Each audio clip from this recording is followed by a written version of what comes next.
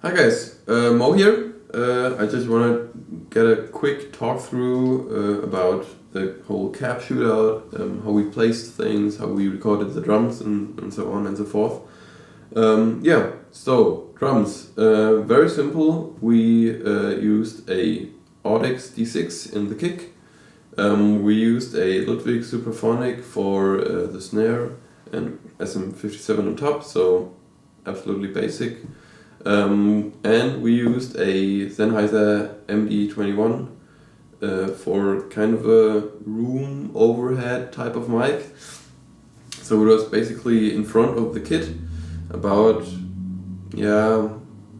maybe $1.50 m, both up in the air and away from the kit, pointed right at it, and that's it. So we had no other overheads, so we had just these three mics.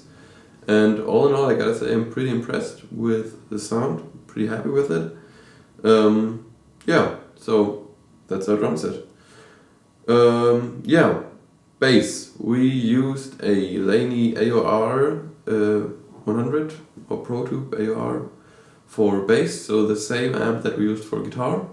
We also used the Eminence speaker from the 2x15 inch cab. Also just with the SM57, so we basically just plugged in a bass and pulled out the bass and middle boost from the amp. So that's how we got our bass sound. Also pretty happy with it actually. If you run the Laney at lower volumes, you get a lot more bass from the push-pull parts because they work in the power amp section, so not in the preamp. That's why I get such a huge low end boost and also volume boost if you pull them. Yeah, so what do we got? Guitars, most important thing. We had 10 different cabs, starting with a classic vintage 30 loaded 2x12, just from Harley Benton, so nothing fancy. But the cab sounds great, speakers sound great, really can't complain about them, especially for the price. I got this thing probably 4 or 5 years ago and it never let me down, so great cab. Then we went to the Marshal 1968, which is a 4x12, also absolute classic, loaded with Celestion G12 T75s. Not my favorite speakers really. The cab in itself is pretty good, I think, because it's got a strong mid-range character to it, but I'm not a huge fan of the speakers. But we got it and we use it sometimes. It's pretty good for sludge actually. Moving on to the Hiwatt. The Hiwatt-Style cab. That's some DIY 4x12 build that I got for free once, and this is also loaded with G12 T75s. So same speakers as the 1968, but it sounds a lot different. You can hear the character of the speaker, but it's even more mid-scooped than the 1968. Then we move on to the Greenback. The Greenback cab is a 1x12 which I built myself. It's a the camera just went out. It's a 1x12 which is made from not how do we call it?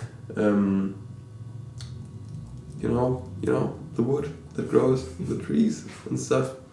Damn, I can't remember. But it's solid wood. It's pine. There we go, pine. Okay, it's a pine cab, so that's why it's a lot more resonant than other cabs which are made from plywood or something or stuff like that. So you can really hear that because this small cab really has got a lot of bass. It's an open back design or semi-open back. You got about 3 or 4 inches of open back, the rest is closed off, but you can always screw that down. Yeah, pretty great cab, I really liked it. This was kind of a lucky shot for me when I built it. Then we move on to the EV loaded cab. That's also 1x12 which I built myself, but it's made from birch plywood. Really heavy, It's probably the heaviest 1x12 I ever lifted. It's super stiff and it's completely open back, and it is housing a 70s EV12L. So great guitar speaker, absolutely classic, solid rock sound, absolutely solid. So yeah, great cab, a little bit of a different flavor, but pretty good. Then we move on to a cab, which is also, I didn't build it myself, but I put a speaker in there. It's an old Bell & Howell cinema projector box from the 50s. That's why it looks like shit, but I love it. I love it. And I put in a Jensen JCH in there. So modern speaker, but it's got a great tone to it. And I think the cab with its weird shape also adds to the sound. It's kind of a fuzzy, got some kind of a fuzzy top end to it, which is sometimes really good. Yeah. Then we get up to the big one, the Aflyn Audio 4x12. A little bit oversized, you know. This thing is just huge, but it's loaded with the 4 vintage Fanes from 75. Yeah, classic rock sound all day long, all day long. Hasn't got as much bass as you would think from a cab that size, but it's pretty balanced and I really like it. Yeah, then we go to the more weird cabs, or well, probably most cabs are weird that we show here, but yeah, that's our style. Which is a Echolette ET100, which is a 2x12 cab, which is loaded with isophone Alnicos from the 60s. Cab is made in the 60s as well, and it's a ported design. So it's got a lot of bass. It was also originally intended for bass, but it sounds great for guitar. I usually wouldn't mic it that close like we did this time, because we wanted to keep it similar between the takes.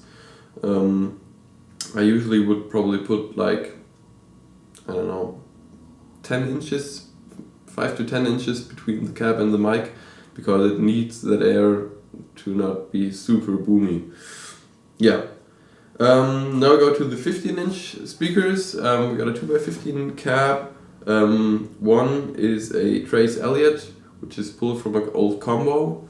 It's got a real mid-scooped Trace Elliot kind of sound. Pretty interesting, I think. Not my first choice for this kind of guitar sound, I think, but definitely usable. Great for bass. And then we also got the Eminence. It's an Eminence, what is it called? Like an EM 2003 or something, or 15200. I'll put it in the description down below. It's a lot more mid-range heavy. It hasn't got as much bass and is a lot quieter as well. But it's a great speaker, also works better for guitar, I think, than the Trace Elliot, and great for bass too. Yeah. Now we go to the 18-inch, so we're getting every time bigger here, which is a 70s Greenback cab. You might have already seen it in our last episode of Sound Sick, which was uploaded last Sunday. Yeah, great speaker. If you love fat solo sounds for the guitar, that's exactly the right thing to get. It's pretty slow. You know, you can expect that from an 18-inch speaker. It's not as boomy as you would think, also because the cab is an open back design, but it's so creamy. I love it. It's great for bass. It's also really, really great on organ. So we got an old Philips Filicorda here, so you run that into a tube amp and the tube amp into the 18-inch and just let it rip. It's really awesome. Yeah, and then last one is our Samsonite cab, which is a cab that I built myself again, and it has two 10-inch speakers in there, and they're were just simply the cheapest 10-inch speakers I could find. I think they were like $5 or $6 each. So, and that new. So like the worst thing that you could possibly do, but even that thing, I think, sounds pretty good, and you could definitely use it if you want like some really dirty punk or some fussed out weird guitar shit, that's the thing for you. Yeah, so I think that's pretty much it. Please let me know what you thought about the cabs. Which one did you like the most?